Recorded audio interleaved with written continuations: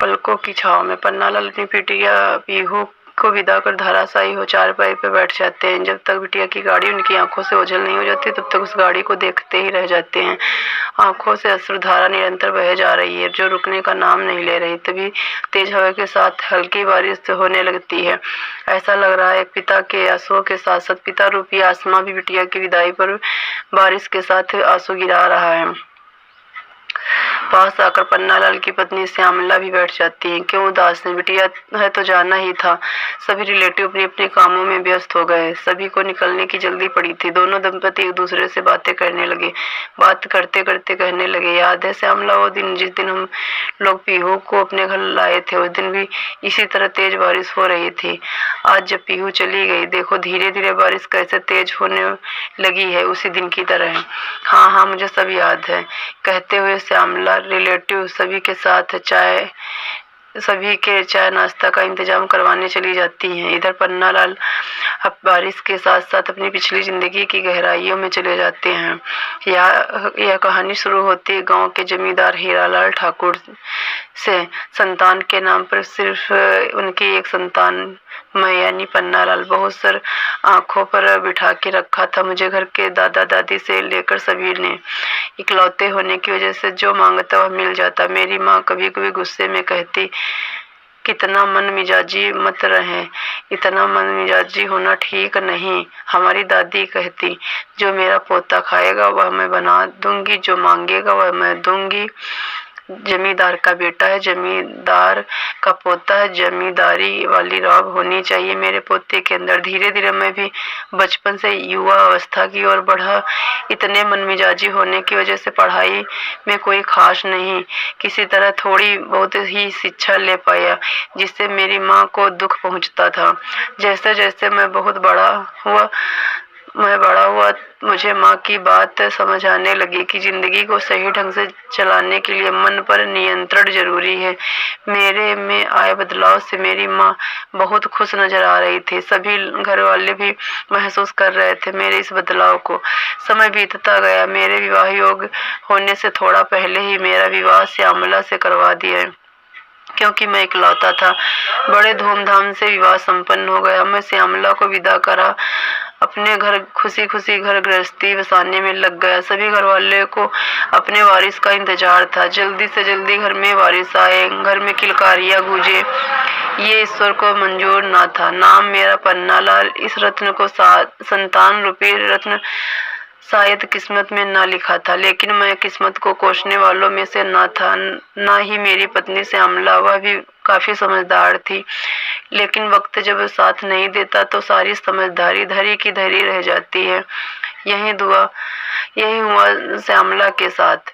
कोई भी मुझे कुछ नहीं कहता, सारे ताने श्यामला को ही देते थे जिससे वह दुखी रहने लगी। फूल जैसी नाजुक श्यामला धीरे धीरे मुरझाने लगी। मुझसे उसका मुरझाया चेहरा देखा नहीं जा रहा था। मैं कुछ सोचने पर मजबूर हो गया कि कैसे मैं इसको संतान सुख की प्राप्ति करवाऊं। इसी उधेड़ बुन में उलझा था कि मेरे बचपन के सखा सुधीश जी आते हैं और कहते हैं, क्या हाल चाल है पन्ना भाई? उनको देखते ही जैसे लग रहा था कि कितनी बड़ी जन्नत मुझे मिल गई हो। मेरा मन उबाल मारने लगा। मैंने सारी बातें बता दी। ऐसी बात है, सुधीर भाई ने कहा, परेशान मत हो। मेरे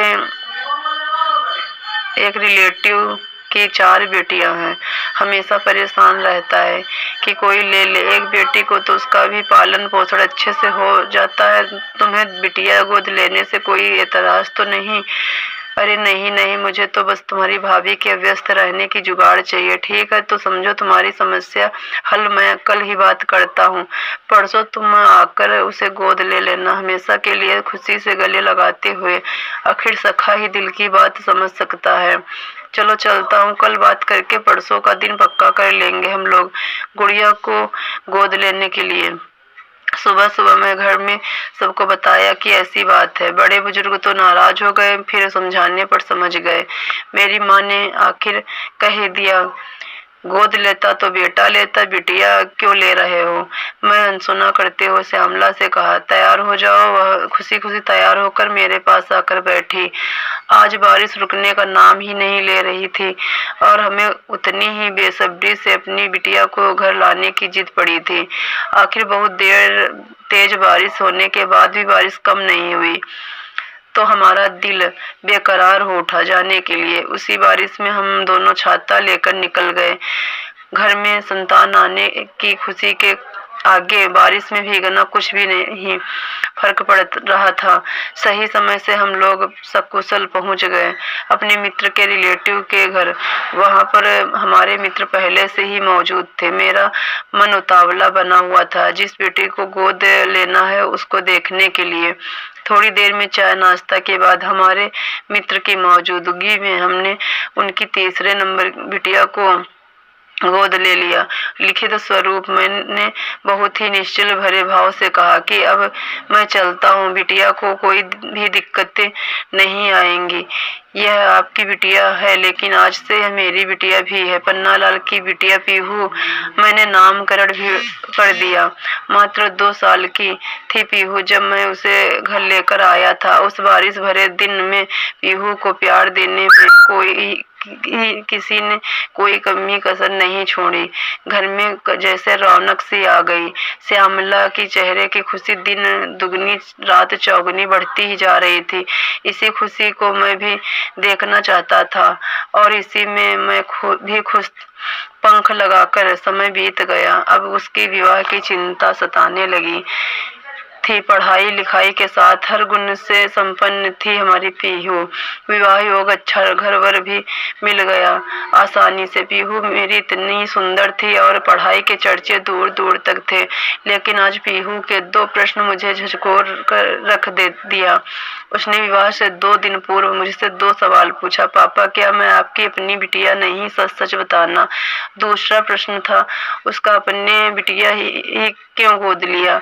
मैं स्तंभ सा रह गया उसके प्रश्न को सुनकर, लेकिन थोड़ा स्थिर होते हुए मैंने कहा, हाँ, मैंने तुम्हें गोद लिया लेकिन कभी तुम्हें कोई कमी महसूस होने नहीं दिया। हमेशा अपनी पलकों की छांव में रखा, अपनी परछाई बनाकर। दूसरी बात, हमें तो संतान चाहिए था, घर की खुशियाँ चाहिए थी। बेटा तो हर कोई गोद लेना चाहता है, बिटिया को गोद लेकर घर की रौनक बनाना कौन चाहता है? उसने मुझे गले लगाकर, पापा, मैं आपकी ही परछाई हूँ, हमेशा आपकी पलकों की छांव में रहूंगी, आपकी लाडली बनकर। श्यामला रे कहाँ खोए हुए हैं? हंस के अपनी पलकों में समेटे हुए उन रंगीन ख्वाबों की परछाई में अपनी पीहू के साथ खोया हुआ हूँ।